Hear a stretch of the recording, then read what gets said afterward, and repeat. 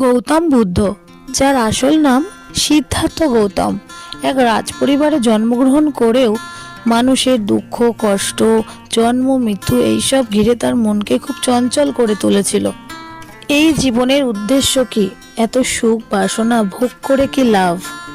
এর উত্তর খুঁজতে রাজপুত্র গৌতম সকল ভোগ বাসনা ছেড়ে গৃহত্যাগ করেছিলেন। বহু সাধনা করে, বহু কষ্ট করে অবশেষে তিনি বোধি লাভ করেন এবং মানব জাতিকে বোধি লাভ করার পথও তিনি বলে যান। তাহলে চলুন শুনে নিই গৌতম বুদ্ধের কিছু মূল্যবান বাণী। গৌতম বুদ্ধ বলতেন, মানুষের অহংকার কোনোদিনও সত্যকে গ্রহণ করতে দেয় না। জীবনে পাওয়া কষ্টগুলোই মানুষের শ্রেষ্ঠ উপহার, যেখান থেকে আমরা অনেক কিছু শিখতে পারি।